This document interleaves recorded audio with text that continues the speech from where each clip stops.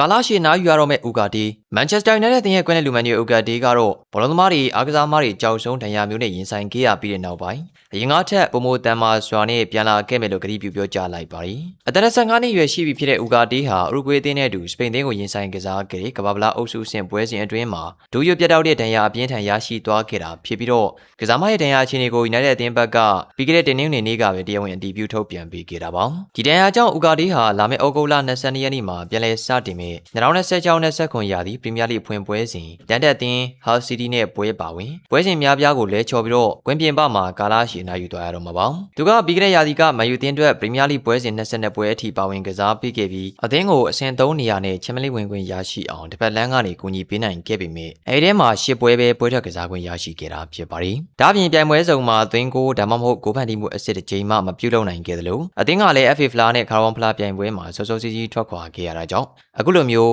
ရေရှည်ဒဏ်ရာရရှိသွားမှုကဥကာဒီတွက်ကတော့ကွင်းတွင်းပြန်လည်ခြေချတဲ့အခါမှာရုန်းကန်ရမယ့်အချိန်ကာလတစ်ခုဖြစ်လာမှာပါ။တရားမသနာနဲ့ပတ်သက်ပြီးတော့ဥကာဒီဟာသူ့ရဲ့ Instagram စာမျက်နှာကနေဆင်ပြီးကျွန်တော်နိုင်ငံရဲ့သမိုင်းမှာအရေးကြီးဆုံးပွဲစဉ်တစ်ပွဲကစားပြီးနေချိန်မှာဘောလုံးသမားတစ်ယောက်ကြုံတွေ့ရနိုင်တဲ့ကြီးမားဆုံးဒဏ်ရာမျိုးကိုရရှိခဲ့တာ။ပြီးတော့အသင်းဘော်တွေကိုကွင်းထဲမှာနောက်ဆုံးချိန်ထိဆက်ပြီးတော့မကူညီပေးနိုင်ပေနဲ့ဒီလိုမျိုးအဆုံးသက်သွားခဲ့ရတာကစိတ်ထဲမှာတစ်သက်လုံးအမာရွတ်တစ်ခုလိုကြံရစ်နေမှာပါ။ဒါပေမဲ့အခုလိုဖြစ်သွားတာကကျွန်တော်ကိုပိုပြီးတော့မှတန်မာလာစေလိမ့်မယ်လို့အပြေအဝယုံကြည်ပါတယ်။ဘွားကကိုယ်ရက်တန့်စေခြင်းတဲ့အခါသူကနီလန်းရှာပြီးတော့ပြုလုပ်လာမှာပါပဲ။အဓိကဒီချိန်တွေကနေအကောင်းဆုံးအပြည့်သဘောဆောင်တဲ့အရာတွေကိုပဲဆွဲထုတ်သွားဖို့ပါပဲ။ဘွားရဲ့အောင်မြင်မှုဆိုတာကလဲကျသွားတဲ့အချိန်တိုင်းမှာပြန်လည်ထမြောက်နိုင်ခြင်းပါပဲဆိုပြီးတော့ရင်ဖွင့်ရေးသားခဲ့တာပါ။ဒါအပြင်ဥကာဒီဟာဥရုဂွေးအသင်းယူနိုက်တက်အသင်းတို့ကိုကျေးဇူးတင်စကားပြောကြားခဲ့ပြီးသူရဲ့မိသားစုတငယ်ချင်းတွေပရိသတ်တွေနဲ့သူစီကိုစာပို့ပြီးတော့အားပေးစကားပြောကြားကြတဲ့သူတိုင်းကိုလည်းကျေးဇူးတင်တဲ့အကြောင်းပြောကြားခဲ့ပြီးတော့ရင်ကားထက်ပုံမတန်မာတဲ့ပုံစံနဲ့တေချာပေါက်ပြန်လာပါမယ်လို့ကတိပေးသွားခဲ့တာပါ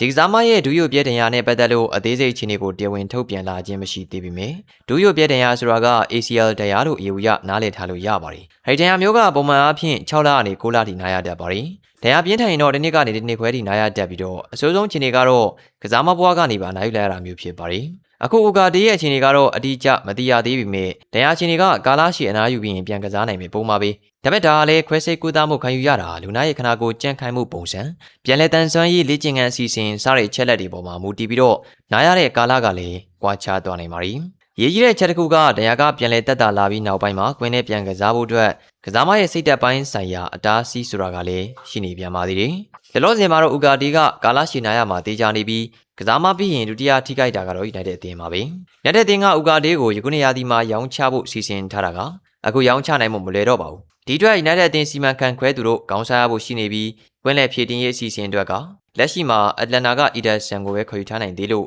နောက်ထပ်ကွင်းလည်ကစားမတွေကိုထပ်မံပြီးတော့ခေါ်ယူဖို့မဖြစ်မနေလိုအပ်နေတာဖြစ်ပါတယ်ခင်ဗျာ။